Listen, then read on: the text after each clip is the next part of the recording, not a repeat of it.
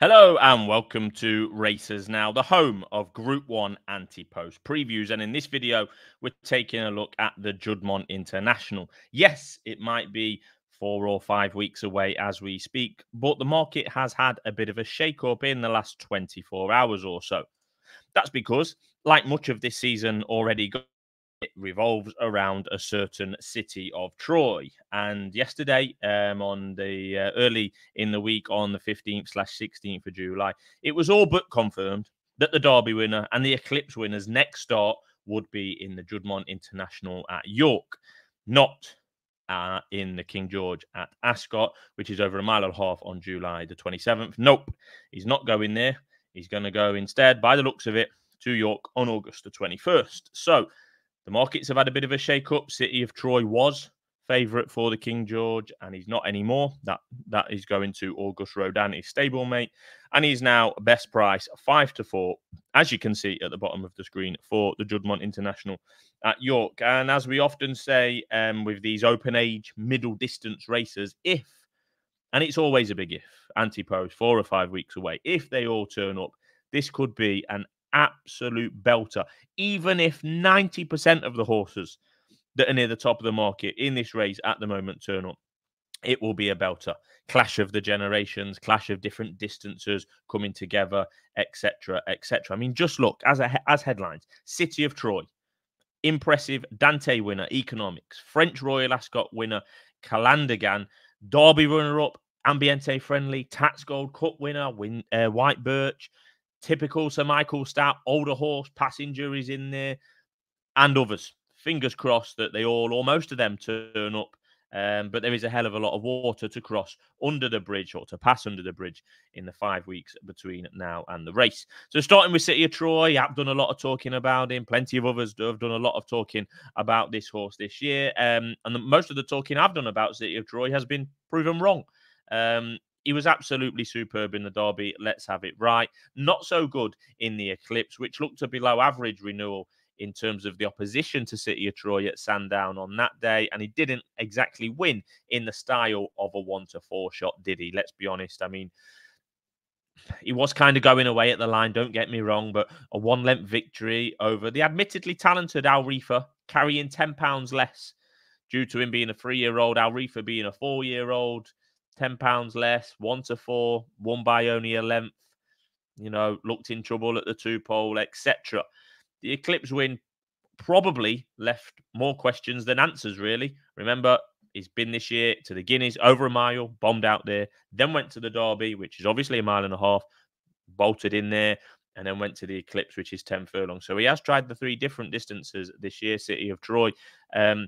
Like I say, did tend to leave, particularly myself, more questions than answers. Soft ground clearly doesn't help him perform at his best. I think that's safe to say.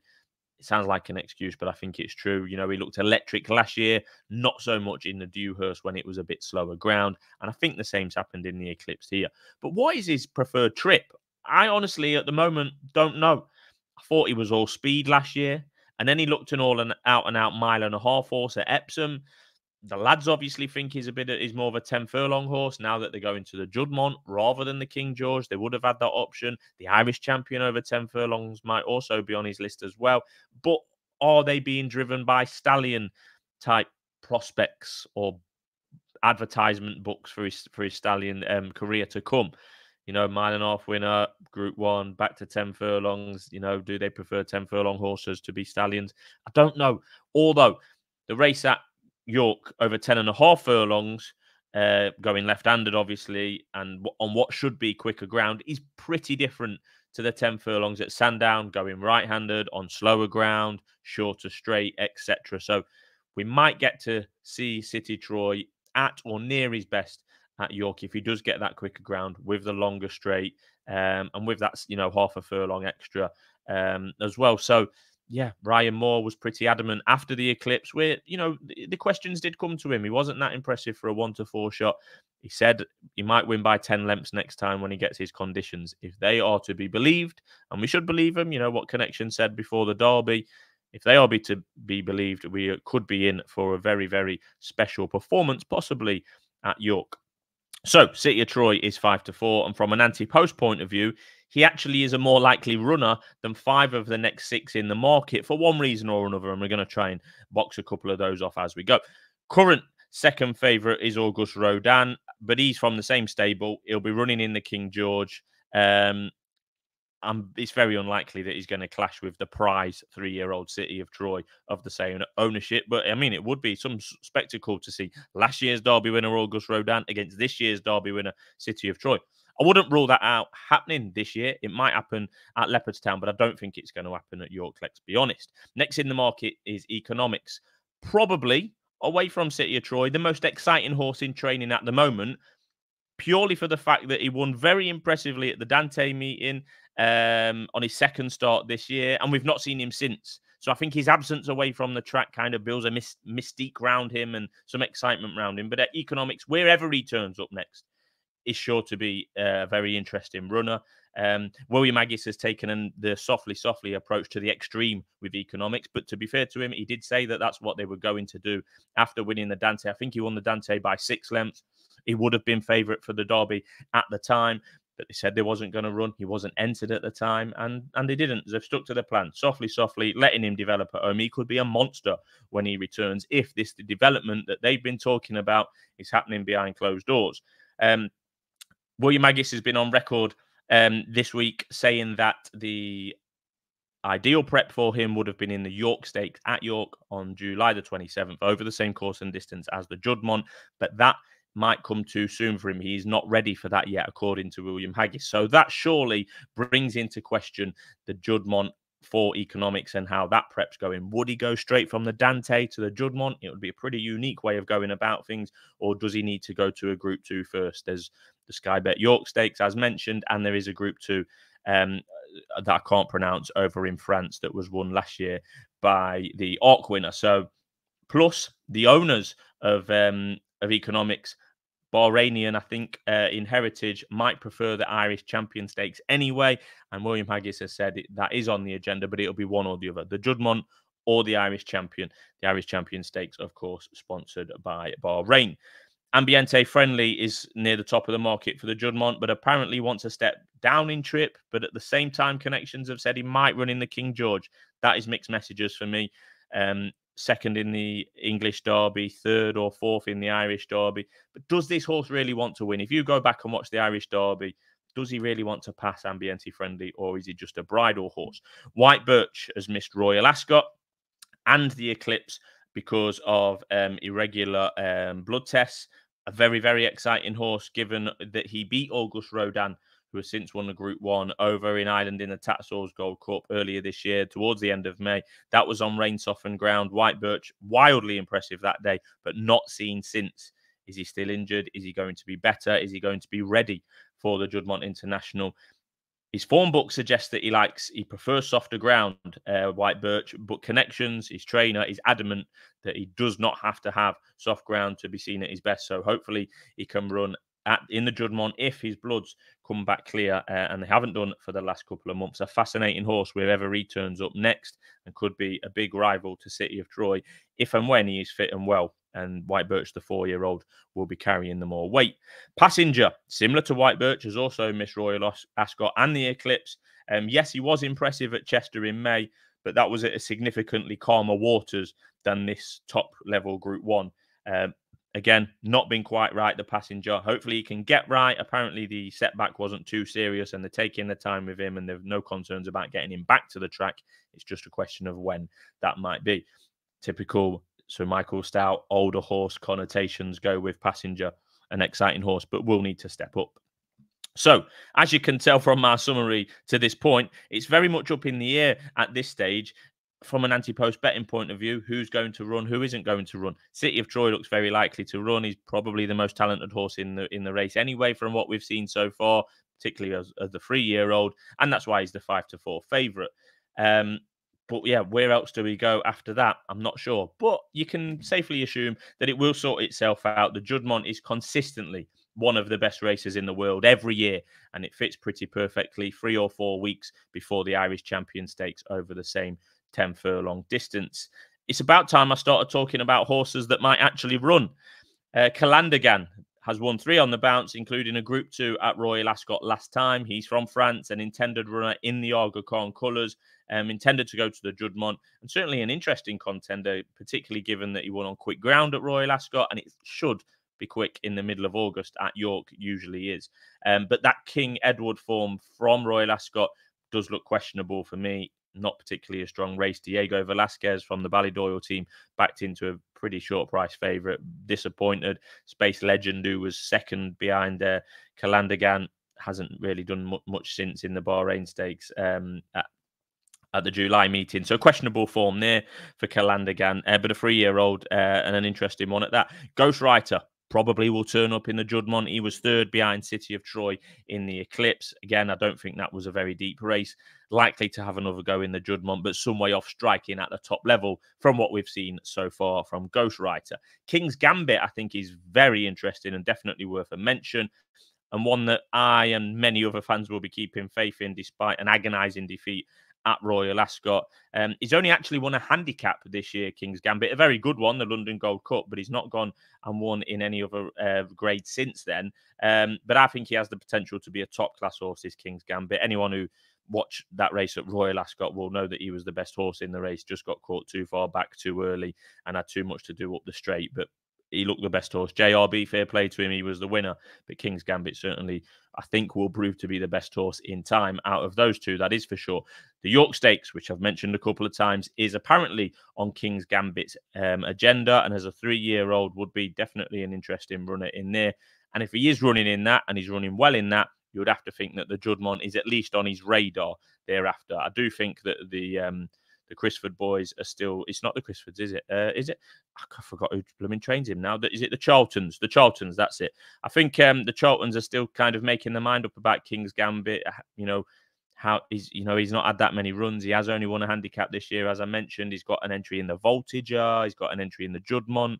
So where he might go is interesting. But I do think he has the potential to be top class. He's 33 to 1 at this stage. You wouldn't be backing him purely on the basis you don't know where he's going to go or turn up. But that 33 to 1 in a few weeks could look like a silly price. If not for City of Troy being in here, I'd have given positive mention to Henry Longfellow, who I think is half interesting as a Juddmonte contender. But the fact that City of Troy looks likely to run here makes it unlikely for Henry Longfellow to turn up as well. He hasn't won in two. He's not gone. He's not really gone on this season, this Henry Longfellow. I think he needs a step up in trip. Out of the bar, we buy Minding, I think. But it's unlikely to be winning a Group 1, this Henry Longfellow, over a mile with the likes of Rosalien, and there's others about as well. It looks unlikely that he's going to be winning a UK Group 1 over a mile. So the step up in trip would be in favour of Henry Longfellow. But like I say, with City of Troy coming here, I'm not sure where he goes next. Maybe Henry Longfellow might try the Jacques Lemarrois in France, which again is over a mile, but would avoid the likes of Rosalien, Notable Speech, etc., who are going to run in the Sussex Stakes. The last one I've got to mention before I get on to my selection is the Japanese potential contender, Du Reza, who has an entry. I don't think there's ever been a Japanese... Or there might have been one before Japanese entry in the Juddmonte International. But like I say, always one of the best turf races in the world. So good to see that there is interest from France and further afield with this Du Reza from Japan. Although it looks a rather ambitious entry at this stage, given that Du Reza has not won in 2 starts so far this year in Japan. Last year's Japan St. Ledger winner, now a 4-year-old, but got beat 34 lengths in a Japanese Group 1 last time out. So an interesting potential runner, and would be nice if he turned up. So the one I am interested in backing is a 25 to 1 shot, and it's Alflaila. He's one I've had my eye on ever since he ran at Royal Ascot, really. I thought he was a big eye catcher in that Prince of Wales's last month that August Rodin won pretty much from the front. This was Alflaila's first start of the season, banging at the deep end on his first start of the season. He didn't have to go for a Group 1, to be fair, but he did. He was hampered straight out the gates. If you watch the replay back, as soon as the stores opened, Alflaila was squeezed and Jim Crowley had to basically take evasive action. Then he's travelled okay into the straight before he was squeezed up badly between 2 French horses, and he got no clear run. That was about a furlong out. That was the end of his race, really. But he finished full of running after that, as far as I could say. I'm not saying that Alflaila would have gone close to winning or beating August Rodin that day, but he would have certainly been closer than the fourth where he finished had he not been hampered about a furlong out. It was certainly an encouraging run. Like I say, first time up of this season. The two French horses actually from that Prince of Wales are both entered here, Horizon Door and Zarakan. The former is a fairly consistent Group 1 horse, Horizon Door, but has been a busy boy at Group 1 level over the last few months. He was over in Japan and Hong Kong over the winter as well. So he's been a busy boy. Is Horizon Door good enough to really step up in a deep race like this? Probably not. But back to Alflaila. He won the York Stakes last year. Again, I've mentioned that race again, the 27th of July, over the course and distance, usually a trial for the Juddmonte. Alflaila won that race last year, an half-decent renewal. My Prospero was in behind. He could well go for that race again next week. He could come up against the likes of King's Gambit, possibly. But last year, Connections, after winning that York Stakes, opted to go to the Irish champion rather than the Juddmonte. And to say that didn't go to plan would be an understatement. Tactically, got battered in the Irish champion. That's a whole different subject for another day. The Sandown colours last year did have a runner for the Juddmonte. That was Mostadaf, who went on to win under Frankie Dettori. So that might have been why Alflaila went over to Ireland and they kept him apart from his owner, mate. But at 25 to 1, I do think Alflaila is too big of a price currently. And if all those at the top of the market do turn up, Alflaila could well be the similar price on the day. But there's half a chance that this race falls apart with those at the top of the market that are injured or haven't been seen for a while, etc. I do think Alflaila is a likely runner. Hopefully he runs well in the York Stakes next week, and then he'll be a shorter price and a big contender for the Juddmonte. Also, while we're here, SD wants to put one up anti-post, not in the Juddmonte itself, but at the York Eborn meeting, and that is in the Nunthorpe. And he wants to put up last year's winner, Live in the Dream, who is 16 to 1 for the Nunthorpe. This definitely isn't the Juddmonte. This is over 5 furlongs on the Friday of that meeting. And SD wanted me to tell you with some confidence that he was looking at Live in the Dream. This is according to SD, this is SD's word. Live in the Dream, ridden atrociously latest from an abominable draw. Looks the value. Electric in this race last year. His comeback run was respectable enough, and excuses since 16 to 1 is too big. The Aussie Lovin could be shattered at Goodwood. I think he's referring to the King Stand winner. And I would be sanguine. I can't even say that word.